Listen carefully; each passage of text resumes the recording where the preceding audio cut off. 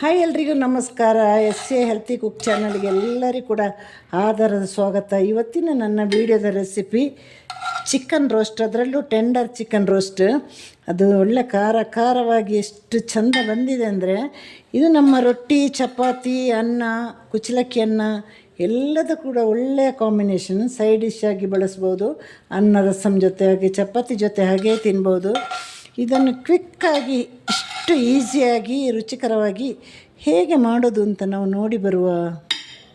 Chicken ರೋಸ್ಟಿಗೆ ಅರ್ಧ kilo ತೊಳೆದಿಟ್ಟ chicken with skin tender chicken, ಹಾಗೆ ಒಂದು 3/4 ಸ್ಪೂನಷ್ಟು ಅರಿಶಿನ ಪುಡಿ ಹಾಕಿ 1.5 ಸ್ಪೂನಷ್ಟು ಕಾಶ್ಮೀರ್ ಚಿಲ್ಲಿ ಪೌಡರ್ ಹಾಕಬೇಕು.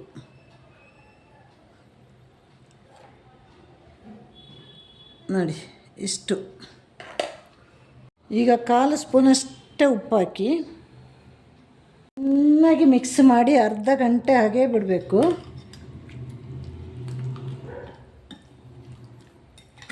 ಈ ಥರ ಎಲ್ಲದಕ್ಕೂ ಮಸಾಲೆ ಹಿಡಿಬೇಕು.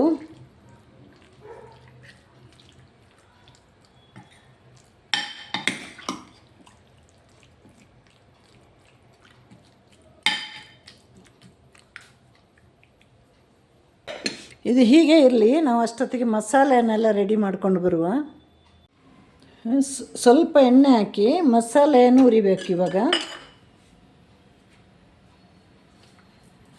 ಅರ್ಧ ಕಿಲೋ ಚಿಕನಿಗೆ 1 ಸ್ಪೂನಷ್ಟು ಧನಿಯಾ ಕಾಳು ತಗೊಳ್ಳಿ,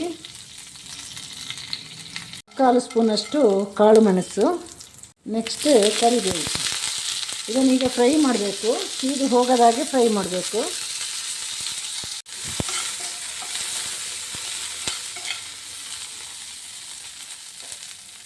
ಆಲ್ರೆಡಿ ನಾವು ಕಾಶ್ಮೀರಿ ಚಿಲ್ಲಿ ಪೌಡರ್ ಮಿಕ್ಸ್ ಮಾಡಿದ್ದೇವಲ್ವ, ಒಂದು ಖಾರ ಕಮ್ಮಿ ಇರುವ 1-2-3 ಮೆಣಸಿನಕಾಯಿ ಕೂಡ ಹುರಿಯಿರಿ.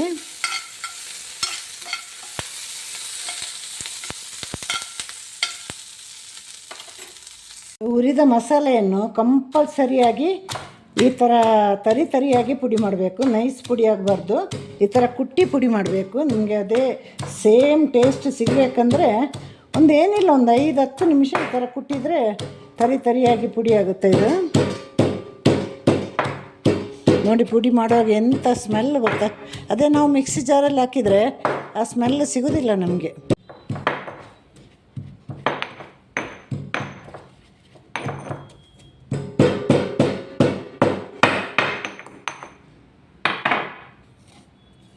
ನೋಡಿ, ಈ ಥರ ತರಿಯಾಗಿ ಪುಡಿ ಆಗಬೇಕು. ನೋಡಿ, ಬೇಗನೆ ಮಾಡ್ಬೋದು. ತುಂಬ ನೈಸ್ ಪುಡಿ ಮಾಡೋದು ಕಷ್ಟ ಆಗುತ್ತೆ. ಈಗ ತರಿಯಾಗಿ ನೋಡಿ, ತರಿ ಇದ್ರೇ ಈ ರೋಸ್ಟ್ ಚೆನ್ನಾಗಿ ಬರೋದು. ಹೀಗೆ ಇರಲಿ. ಈಗ ಚಿಕನ್ನ ನಾವು ಮ್ಯಾರಿನೇಟ್ ಮಾಡಿರೋದು ಅರ್ಧ ಗಂಟೆ ಆಯಿತು. ಈಗ ಅದಕ್ಕಿರುವ ಮಸಾಲೆಗಳನ್ನೆಲ್ಲ ತೋರಿಸ್ತೇನೆ ನಾನು. ಈಗ ಅರ್ಧ kg ಚಿಕನಿಗೆ ನಾನು ತಗೊಂಡಿದ್ದು 2 ಈರುಳ್ಳಿ. ಬೇಕಂದರೆ ಕಮ್ಮಿ ಮಾಡ್ಕೊಳ್ಳಿ, ಜಾಸ್ತಿ ಮಾಡಲಿಕ್ಕೆ ಹೋಗಬೇಡಿ.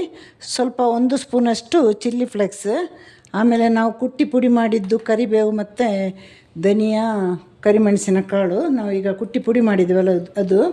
ಇದು 1-1.5 ಸ್ಪೂನಷ್ಟು ಶುಂಠಿ ಪೀಸ್, ಹಾಗೆ ಸೇಮ್ ಅಳತೆಯಲ್ಲಿ ಬೆಳ್ಳುಳ್ಳಿನ ಸಿಪ್ಪೆ ತೆಗೆದು ಕಟ್ ಮಾಡಿ ಇಟ್ಟಿದ್ದೇನೆ. ಇದನ್ನು ಇವಾಗ ಹೇಗೆ ಮಾಡೋದು ಅಂತ ನಾನು ತೋರಿಸ್ಕೊಡ್ತೇನೆ. ಚಿಕನ್ ರೋಸ್ಟ್ ನನಗೆ ಬಹಳ ಇಷ್ಟವಾದ ಒಂದು ರೆಸಿಪಿ ಇದು.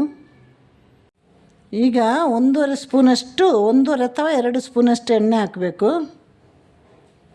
ಈಗ ಬೆಳ್ಳುಳ್ಳಿ ಫ್ರೈ ಮಾಡಿ ಅದರ ಹಿಂದೆಯೇ ಶುಂಠಿನ ಕೂಡ ಹಾಕಬೇಕು.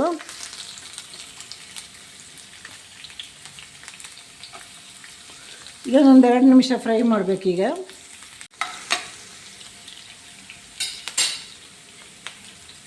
ಇದು ಫ್ರೈ ಆಗ್ತಾ ಬರುವಾಗ ನಾವು ಕುಟ್ಟಿ ಪುಡಿ ಮಾಡಿಟ್ಟ ಮಸಾಲೆಗಳನ್ನು ಕೂಡ ಸೇರಿಸಬೇಕು.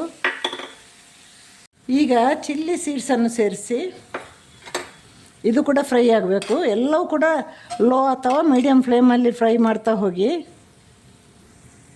ಈಗ ಚಿಕನ್ನ ಹಾಕಿ ಅದಕ್ಕೆ ಸ್ವಲ್ಪ ಉಪ್ಪು ನಾವು ಆವಾಗ ಸೇರಿಸಿದ್ದೇವಲ್ವ, 1/4 ಸ್ಪೂನು, ಇನ್ನೊಂದು ಅರ್ಧಕ್ಕಿಂತ ಕಮ್ಮಿ, 1/4ಗಿಂತ ಜಾಸ್ತಿ ಉಪ್ಪು ಹಾಕಿ ಇದನ್ನು ಇವಾಗ ಸರಿಯಾಗಿ ಮಿಕ್ಸ್ ಮಾಡಬೇಕು.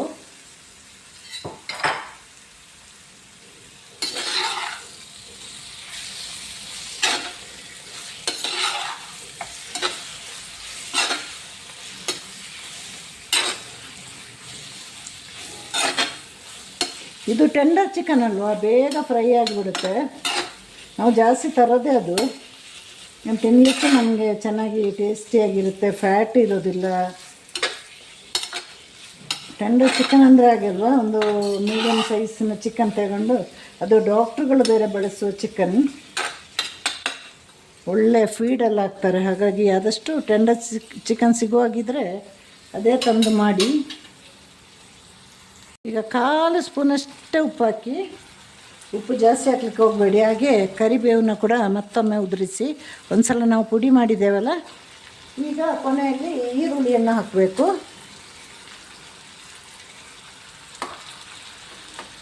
ಈರುಳ್ಳಿಯನ್ನು ಹಾಕಿ ಅದರ ಲೆಡ್ ಕ್ಲೋಸ್ ಮಾಡಿ ಹಾಗೆ ಇಡಿ. ಆಗ ಅಲ್ಲೇ ಬೇಯ್ತಾ ಇರುತ್ತೆ. ಮೀಡಿಯಮ್ ಫ್ಲೇಮಲ್ಲಿ ಇಡಿ. ಮತ್ತೊಮ್ಮೆ ಹೇಳ್ತಾ ಇದ್ದೀನಿ.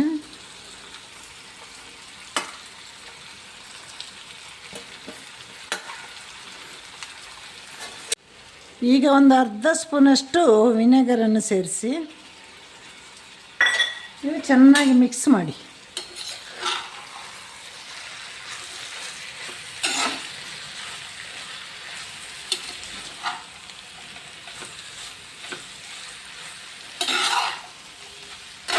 ಮತ್ತೊಮ್ಮೆ ಬೇಕಂದರೆ ಇದು ಬೆಂದ ಮೇಲೆ ಉಪ್ಪು ನೋಡಿ, ಬೇಕಂದರೆ ಚಿಟಿಕೆ ಉಪ್ಪನ್ನು ಸೇರಿಸಿ.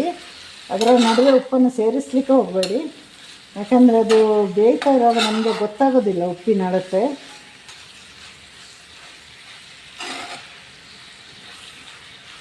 ಸರಿಯಾಗಿ ನೋಡಿ, ಎಲ್ಲವನ್ನು ಸರಿಯಾಗಿ ಮಿಕ್ಸ್ ಮಾಡಬೇಕು.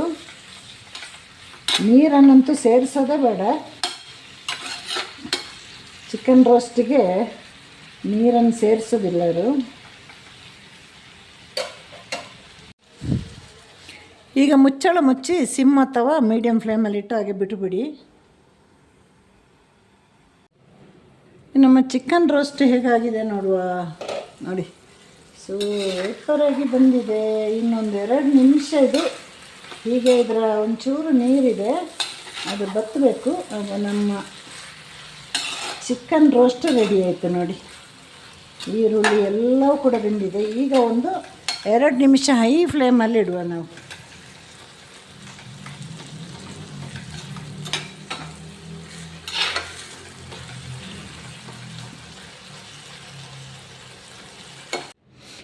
ಈಗ ಟೆಂಡರ್ ಡ್ರೈ ರೋಸ್ಟ್ ಚಿಕನ್ ರೆಡಿಯಾಗಿದೆ. ತುಂಬ ಅಲ್ಟಿಮೇಟಾಗಿ ಸೂಪರಾಗಿ ಬಂದಿದೆ. ಒಂದು ಬೇಗನೆ ಆಗುವಂತಹ ಒಂದು ಒಳ್ಳೆಯ ರೆಸಿಪಿ ಇದು. ಇದನ್ನೆಲ್ಲರೂ ಕೂಡ ನೀವು ಮನೆಯಲ್ಲಿ ಮಾಡಿ ನೋಡಬೇಕು.